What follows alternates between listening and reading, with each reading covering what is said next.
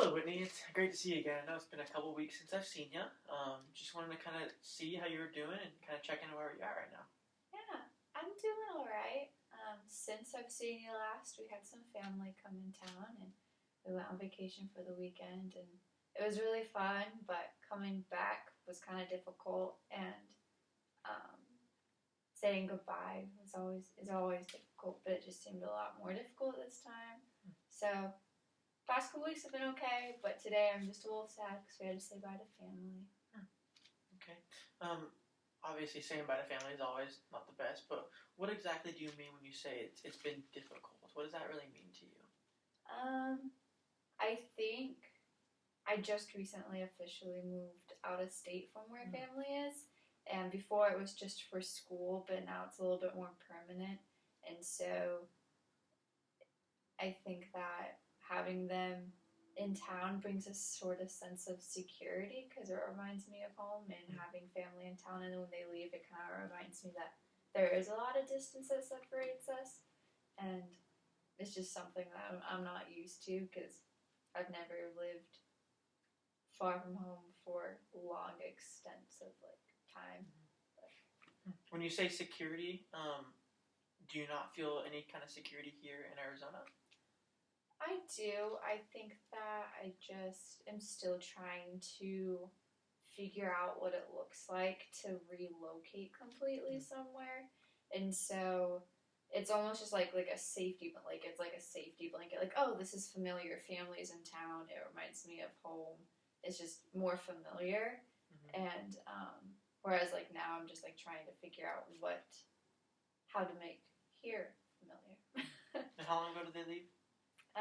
Today. Oh, wow. Yeah. Okay, so pretty fresh. Yeah. And so you said normally, obviously, everyone's a little upset when their family leaves, but what kind of made you sense that this is a little bit different this time? Well, actually, I typically am sad when I say bye to my family, but this time it was my husband's side of the family. So it was my in-laws. And, obviously, I really enjoy being with them, but I never feel that kind of, heartache when they leave. But this time I did. And so that was kind of, it was just different. Because I feel that with my direct family. But Interesting. How often are you with your family? Because if you remind me, where's your family from? both my family and my in-laws are both from California. Okay, cool. So it's not too far, but it is obviously still a distance where you don't see them constantly. How often do you see them? I would say probably every couple months. And you say that consistently you kind of feel down when they leave, which is normal. But how does it affect you? Do you just feel sad for a little bit and then you're good to go? Or kind of walk me through what these feelings are that you're experiencing. Yeah.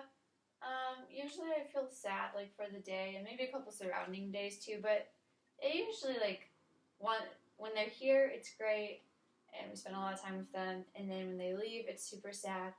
But then after a few days I kind of get more in the routine of what life looks like, and at that point it's easy to disassociate myself, I guess, with the feelings of missing home. It's just when they're directly here I feel like I get the overwhelming feeling of leaving home again every single time they leave. But then once I'm fully submerged in my life here, then it kind of those feelings decrease a lot. So you say getting busy is kind of what is helping you get back into eliminating some of those feelings. Have you found anything else other than just trying to get busy again that helps kind of alleviate those feelings you've been having? Not really. If I allow myself to stand still for too long, I kind of allow myself to wallow in my emotions, and then I kind of allowing myself to sit in those emotions for so long kind of gets me just back into feeling sad and feeling homesick. Whereas if I'm busy, I'm not allowing myself the time to get in my head about how I feel. So is that pretty normal with how you handle most feelings? Do you need to stay busy to not kind of experience these emotions? Yeah, if I have a busy schedule, I usually just feel a lot less overwhelmed by emotions. Do you have any activities you like to do at home that doesn't require as much of staying busy and staying on top of everything that you find have helped work with those emotions a little bit? I really enjoy cooking.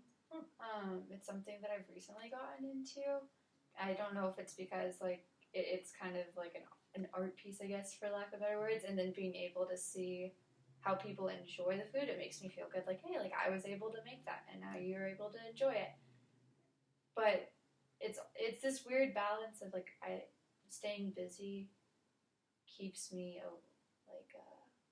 less focused on like wallowing about sad emotions that I have, but then also sometimes like my body physically gets so overwhelmed by constantly running, going to work for 8 hours, coming back home, going straight into making dinner, and then like I don't. It's a weird balance. But then if I pause, then I kind of feel sad and stuff. So you find yourself kind of constantly trying to stay in this whirlwind of not having time for anything to catch up with you. Is that kind of what I'm hearing? Yeah, finding the balance of not being so stagnant to where I'm overran by my emotions, but also not being so like running around so much to where my body physically is telling me take a break.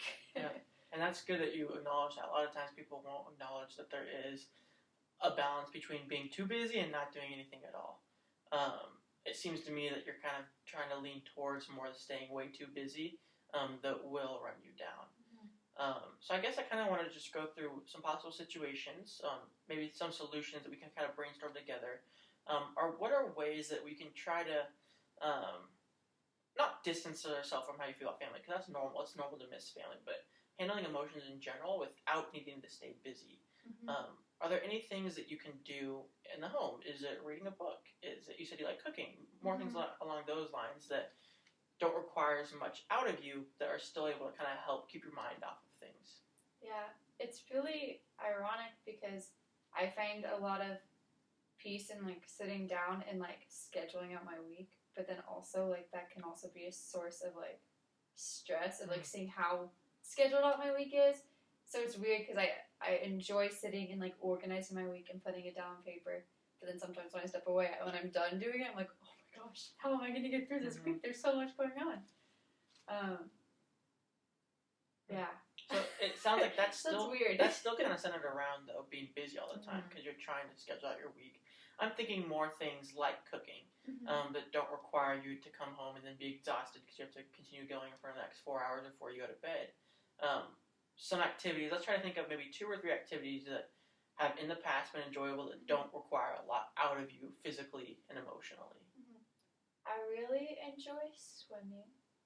I like being outside, and since it's so hot in Arizona, being outside in water is kind of the only way to be able to enjoy being outside without feeling like you're getting toasty. And I also like playing cards.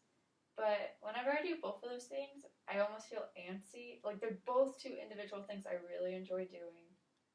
But in the back of my head, I'm thinking of all the things I should be doing instead that would maybe be more beneficial to, like cleaning the house or organizing this or doing that. So it's, like, weird because I enjoy those 2 things. But sometimes I, like, can't allow myself to enjoy them. Along those lines, that is great. That's cool. Those are 2 great things that I would encourage you throughout the week to spend time doing those things. And your health comes first. So obviously keeping the house clean goes along with health and being healthy and having a clean place. But it doesn't need to be cleaned every single day. It doesn't need to be cleaned at all times. There are times where you can sacrifice a little bit of that to enjoy an hour swimming in the pool or an hour playing cards. So that's kind of what I want to maybe work on together. I'm glad you're able to find those 2 ideas. Maybe what do you think is a good amount of time that you can try to commit for this next week to dedicate to those activities that you enjoy? What's kind of something that you think is a realistic amount of time that you could spend doing those activities? I could probably do like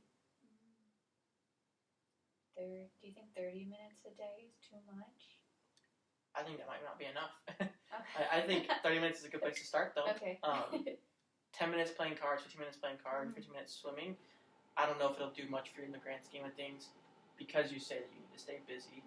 And so this is more, I think, things that aren't going to drain you, that'll make you feel a little bit more like you have something going on and that you don't get antsy, like you say. So I would, if we can commit to 30 minutes a day of one of those activities, we'll kind of meet back next week and kind of see how that's been helping with your feelings.